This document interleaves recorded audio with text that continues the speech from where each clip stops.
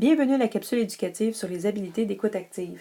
Dans cette capsule, il sera question des 3 raisons pour lesquelles vous voulez faire de l'écoute active, les 3 façons de créer un lien avec le patient, et vous ferez connaissance avec les 11 habiletés d'écoute active utilisées pour entretenir une conversation en relation d'aide. Alors, les 3 raisons de faire de l'écoute active. Premièrement, lorsque vous faites de l'écoute active et que vous discutez avec vos patients, cela vous permet d'aller chercher de l'information. De l'information sur sa condition médicale, sur la situation, sur la crise, etc. Ça vous permet également, lorsque vous discutez après un certain temps avec le patient, de pouvoir créer un lien. Et vous souhaitez que ce lien soit un lien de confiance suffisamment grand pour que le patient accepte d'aller au centre hospitalier avec vous si besoin est. Et troisièmement, lorsque vous faites de l'écoute active et que le patient vous parle, cela vous permet de faire ventiler les émotions de votre patient afin qu'il puisse accéder possiblement à une réflexion un peu plus rationnelle. Maintenant que vous savez qu'il est important de créer un lien avec votre patient afin de pouvoir aller chercher sa collaboration, il y a 3 façons efficaces de pouvoir créer ce dernier. Alors, tout d'abord, vous devez établir un contact visuel. Alors, ça veut tout simplement dire que lorsque vous vous adressez à votre patient, il est important que vous le regardiez. Deuxièmement, vous devez copier son langage corporel. Alors, si le patient est assis, semble plutôt renfermé, introverti, il serait inapproprié de votre part d'être debout, à gesticuler, les baguettes en l'air. Donc, l'opposé ferait en sorte que votre lien se créerait moins bien ou pas du tout. Et ça n'incite pas non plus le patient à s'ouvrir à vous. Finalement, vous devez égaler 3 autres choses au niveau de votre discours. Alors, vous devez tout d'abord copier le débit de voix de votre patient. Alors, souvent, le débit est le reflet à la vitesse à laquelle les pensées défilent dans la tête de votre patient. Alors, si votre patient parle lentement, il est fort à parier que sa réflexion se fait lentement aussi. Alors, si vous, à l'opposé, vous lui parlez très rapidement, il est fort probable qu'il perde des brides de votre conversation et que le lien se brise, et vice-versa. Un patient qui parlerait très très vite, si vous êtes là à parler très très lentement, vous allez probablement l'ennuyer et il va décrocher. Deuxième chose à copier au niveau de votre discours, c'est l'intonation.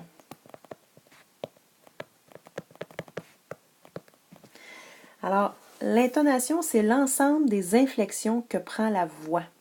Alors, dans le fond, c'est votre capacité à moduler votre voix. Donc, vous pourriez avoir une intonation douce. Vous avez des intonations agressives, fermes. Alors, ce que l'on vous demande, c'est d'essayer de copier celle du patient et de l'amener à prendre l'intonation que vous désirez. Et finalement, le volume. Alors, le volume, c'est tout simplement, est-ce que vous parlez très très bas, ou si vous chuchotez, ou si vous parlez très très fort, d'accord? Alors, c'est sûr que si le patient hurle et que vous vous mettez à chuchoter, il est fort à parier que le lien soit excessivement difficile à créer puisqu'il ne vous entendra pas du tout. Même chose si vous avez un patient qui est plus introverti, gêné et qui chuchote et que vous êtes à côté de lui à parler très très fort, bien, vous pourriez l'intimider. Alors, commençons avec la première habileté d'écoute active qui est l'écho. Alors, l'écho, c'est très simple. Il s'agit simplement de répéter un mot en provenance de la phrase du patient. Alors, par exemple, si le patient vous dit « ma femme m'a quitté », l'écho consisterait à répéter le mot « quitter ». Pourquoi? Parce que vous voudriez avoir davantage de clarification sur quitter, parce que quitter pourrait signifier simplement que sa femme a décidé de quitter le domicile conjugal, mais quitter pourrait aussi faire référence à un décès. Le commentaire bref est un onomatopée. Alors, l'onomatopée, c'est un mot dont le son imite celui de l'objet qu'il représente. Alors, si je vous dis tic-tac, tic-tac, fort à parier que vous allez penser à une montre, une horloge. Alors ça, c'est un onomatopée, le tic-tac, tic-tac. Par contre, lorsqu'on parle d'écoute active, on fait davantage référence au fameux bruit de son de gorge que l'on fait lorsqu'on écoute quelqu'un et que sans vouloir l'interrompre, on veut lui signifier qu'on continue à l'écouter. Alors, c'est ce que vous faites lorsque vous faites des ha, oh. Donc, c'est ce que l'on appelle le commentaire bref. Le constat empathique. Il s'agit de manifester son empathie sans toutefois utiliser les mots « je vous comprends ». En relation d'aide, on essaie le plus possible d'éviter d'utiliser le mot « je vous comprends ». Pourquoi? Parce que le patient pourrait vous mettre en boîte. Je vous explique. Le patient vous dit « ma conjointe est décédée il y a 1 semaine, je suis tellement triste, je ne m'en remettrai jamais ». Si votre réponse c'est « ah oui, je vous comprends tellement », ça se pourrait que le patient vous réponde « ah oui, vous avez déjà perdu une conjointe? » Si la réponse est non, ça se pourrait qu'il vous réponde « ben comment tu peux dire que tu me comprends alors? » Fait que là, c'est un petit peu mal parti. OK? Alors, on essaie le plus possible d'éviter les « je vous comprends ».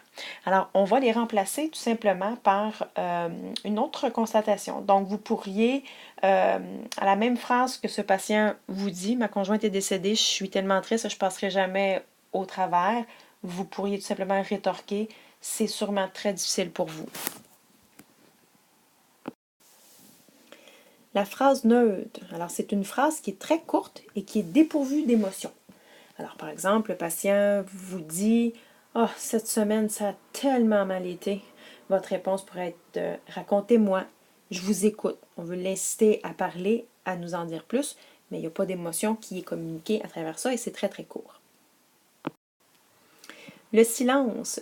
C'est un silence qui est volontaire afin de permettre au patient de se recentrer. Alors, il est important que lorsque vous posez une question au patient, que vous attendiez qu'il y ait une réponse. Souvent, un 10 secondes, un 15 secondes de réflexion nous paraît une éternité et on se sent obligé de reposer une seconde question. On essaie de combler le silence. En fait, les silences sont importants lorsque vous posez une question parce que votre patient a souvent besoin de temps pour mettre de l'ordre dans ses idées et de vous donner une réponse. La paraphrase, c'est de reformuler les propos du patient dans vos propres mots. Alors, c'est de faire un peu un résumé avec vos propres mots. Normalement, la paraphrase commence souvent par « si je comprends bien, vous me dites que blablabla, blablabla ». La paraphrase est importante parce que lorsque vous allez la faire, c'est là que vous allez valider auprès de votre patient si vous avez bel et bien compris ce qu'il essayait de vous dire. Le geste fait partie du langage non verbal efficace incitant à la communication. Alors, c'est ce que l'on fait lorsqu'on fait des signes de tête de oui. Okay? Juste faire attention de ne pas non plus avoir l'air du bonhomme Bubblehead, là. Donc, une fois de temps en temps, on va acquiescer de la tête. Ça pourrait être aussi un mouvement avec les mains vers l'avant qui incite la personne à continuer lorsque l'on voit que c'est plus difficile pour elle de nous parler. Description de comportement. Alors, c'est tout simplement de décrire le comportement et non de l'interpréter. Souvent, par exemple, si je vois quelqu'un qui tremble, au lieu de lui dire « je vois que vous tremblez », on a plutôt tendance à l'interpréter. On va lui dire « ah, je vois que vous avez froid ». Mais c'est peut-être pas ça du tout. Peut-être que le tremblement est associé à de l'anxiété. OK? Alors, ça l'évite encore une fois de vous mettre les pieds dans les plats, de faire une mauvaise interprétation et de donner l'opportunité à votre patient de parler davantage. Alors, lorsque vous voyez un comportement, plutôt que de l'interpréter et de lui donner votre interprétation, faites simplement une description et laissez le patient vous dire ce que ce geste ou ce comportement signifie pour lui. La question ouverte, c'est une question qui cherche à induire une réponse élaborée. En d'autres termes, ça veut tout simplement dire que c'est une question que la réponse ne peut être oui ou non. Exemple, comment vous sentez-vous face à cette situation? Comment allez-vous résoudre ce problème? Donc, le patient ne peut pas juste répondre par oui ou non, il doit élaborer et parler davantage. La question fermée est à l'opposé de la question ouverte. Alors, c'est une question qui cherche à induire une réponse courte, et une réponse courte, ça signifie que la réponse est un oui ou un non. Alors, la question pourrait être, est-ce que vous prenez des médicaments? Avez-vous mangé aujourd'hui? La réponse, c'est oui ou c'est non. La question de spécification. Alors, c'est une question qui force le patient à expliquer ses propos. Par exemple, le patient vous dit « elle va le regretter ». Alors, regretter, ici, vous aimeriez probablement avoir une spécification. Qu'est-ce qu'il entend par « elle va le regretter ».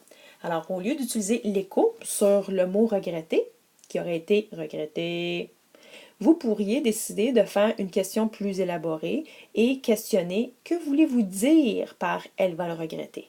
Alors, en général, une question de spécification commence souvent par « que voulez-vous dire ». Alors, ceci met fin à la capsule éducative sur les habiletés d'écoute active. N'oubliez pas de remplir votre tableau résumé et de l'apporter en classe afin de pratiquer.